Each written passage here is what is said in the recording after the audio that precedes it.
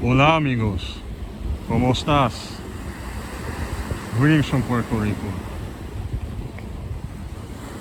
Welcome back to the Combat Sports Media YouTube channel. Please like and subscribe, especially if you like and enjoy my content. Now in this video we're going to be talking about breaking down and giving out a prediction for the upcoming Victor Ortiz versus Robert Guerrero welterweight matchup. Now, I could be mistaken, but from what I know and from what I hear, this is for the undercard, or will be on the undercard, of Pacquiao-Spence, from what I understand. By the way, this is the dirtiest water in Puerto Rico, and it's still cleaner and nicer than anything in the USA, aside from Miami. Anyway,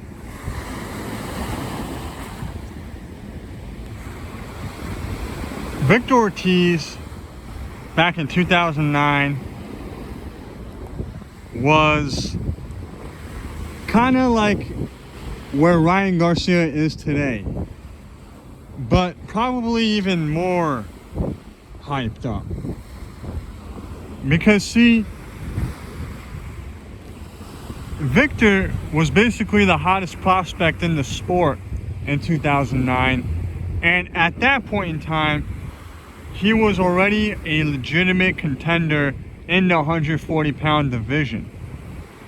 And the reason why the hype was crazy regarding Victor Ortiz back in 2009, 2008 was because he went through a phase where he disposed of quality contenders or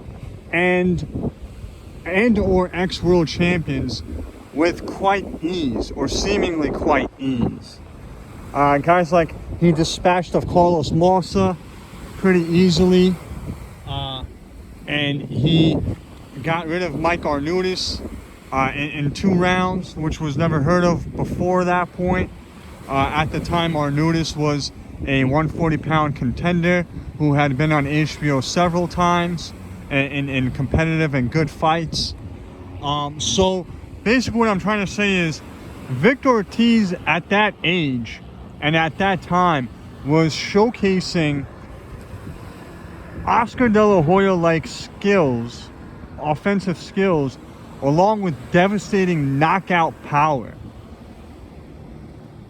You know, you even till today, regardless of what you want to say about Victor Ortiz, you can't deny his power. Okay? However, when he was his turn to fight for the world title, it was against Marcos Maidana in 2009 for the interim WBA 140-pound title. That was his first real step up as far as top 5 competition or top 8 competition was concerned. And if you haven't seen that fight, I suggest you to go on YouTube and watch it. It was the best fight of 2009. It was a great fight, but Ortiz ended up coming up short, and there's nothing wrong with coming up short, but it was the way it happened. He seemingly quit, especially that's what it seemed like at the time live when you were watching it, because regardless of how he might have felt inside, he as far as the scorecards were concerned, he was probably up. If anything, it was an even fight. However, at the time of the quitting, he was clearly getting hit way too much. He was getting beat to shit, and he couldn't get out of that big right hand of Maidana's for his life depended on it. So basically what I'm trying to say is looking back, I was one of those people that was calling him a quitter and all that shit. But I'm not saying what he did was honorable or anything like that, but I think we as fans went a little too hard on him. I rewatched that fight like a year ago for the first time in a really long time, and he was kind of getting his ass kicked, and I don't know what kind of injuries he had going into the fight. I don't know how he felt taking those punches and whatnot. But I think what really did him in and what really killed off his hype and, basically his hype and killed off the fans regarding him and his career was his post-fight interview after that fight. He said things like, I don't want to I'm not sure if I want to, I don't want, whatever, man. It's not even important. But basically what I'm trying to say is at the post-fight interview, he said some terrible shit that a fighter should never say. And he was kind of justifying why he quit, I guess, And he was like, I got to think about this. I'm not sure if I want to keep doing this or take this kind of punishment. He was basically saying, I gotta go ahead and think about my future. And that is what really did him in. And ever since then, the fans he hasn't been able to attract the fans like he did prior to that. And the hype pretty much died down. Regardless of the fact that a few years later, he won the WBC welterweight title against Andre Berto in a fantastic fan-friendly fight, in which was probably the 2010 or 11 fight of the year, whenever the hell that fight took place. So he did he did achieve great things after the Maidana fight, but he didn't have the hype around him as he once did, even after that great win against Andre Berto. Now, I don't even know why I went into all that detail. I guess I'm just trying to paint a picture of who Victor Ortiz was over 10 years ago.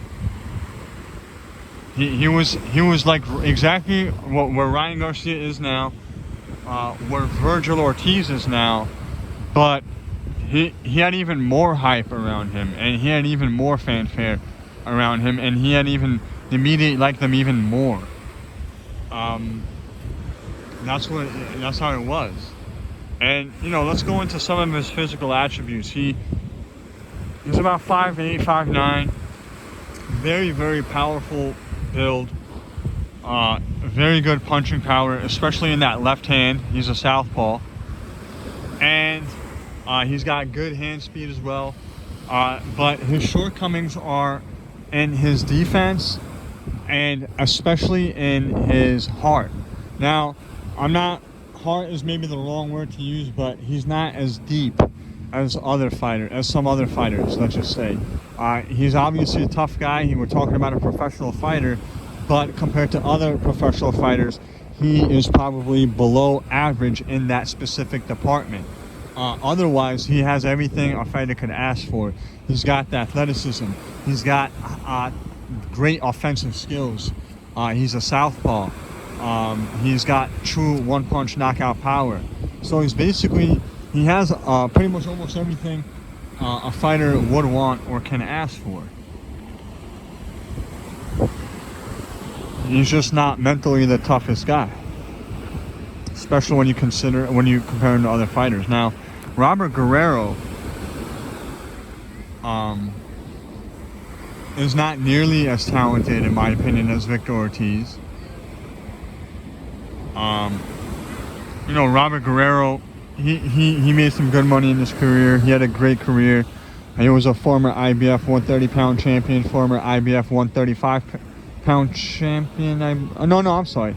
He was IBF featherweight champion and former IBF 130-pound champion.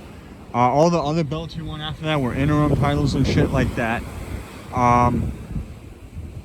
Robert Guerrero, not nearly as talented as Ortiz, but tougher mentally. He has showcased his heart time and time again. Very tough guy. Obviously, he started out in the smaller weight classes, winning his first title at 126. He has good wins over the likes of Michael Katsidis back in the day, Joel Casamayor. But his best win at welterweight, which is the weight that they're going to be fighting at, and which is the weight that he's been competing at for the past, almost decade. His best win is probably Andre Berto or Selçuk Aydin. He came up short against Floyd Mayweather, obviously, just like everybody else. And he did rack up some wins against guys like Yoshihiro Kamagai. He fought Keith Thurman in 2015 in a fan-friendly fight. Came up short in that one as well. Basically, what I'm trying to say is, look, the truth is Robert has been washed up for a long time. All right, that's the fucking truth. We saw in this fight against Omar Figueroa. Look, in this fight with Keith Thurman, he was already done. In this fight with Kamagai, he was done. After the Floyd fight, he was done. He was completely shot to shit. When you go back and watch the Yoshihiro Kamagai fight after he fought Floyd, you could tell that his defensive reflexes were completely gone and shot to shit, and he couldn't get out of any punches. He won that fight based off of just attrition and hand speed and work rate. That's the only reason why he won that. After that, like I said, he went on to lose to Keith Thurman in a fight that I think Keith Thurman should have done much better in. And he ended up getting his ass whooped completely and getting completely destroyed against Omar Figueroa like 3 years ago, I believe. Omar cleaned him out in like 3 rounds. Omar doesn't even belong at welterweight, and the fight was at welterweight, and he just went right through Robert Guerrero like a wet paper bag. He just went right through him, easy breezy. And Robert announced his retirement shortly after that fight.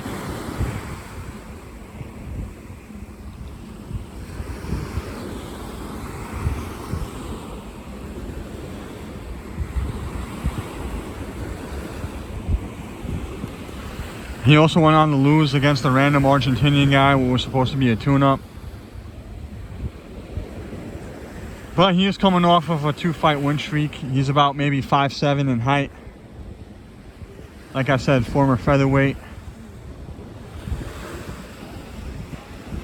Now, let's go on to the prediction. Victor Ortiz is going to win, I believe, in my opinion.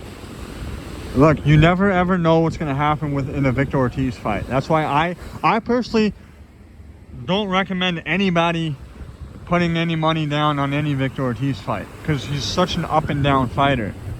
But in this specific fight, I have to go with him based off of him being naturally the bigger and more powerful person, and the more talented person. They've both been through hard fights. But one is a little younger, a little fresher, and naturally much bigger and more powerful and more talented. So I have to definitely pick Victor Ortiz, and anything could happen. You could knock him out, he could win by decision, but I definitely expect him to win. But like I said, you just never know with Victor Ortiz. Well, there you have it, folks. I certainly appreciate each and every single one of you for tuning in to my channel. Please like and subscribe if you haven't already done so, especially if you like my content. We always be chilling, God bless, and see all you guys soon. Peace.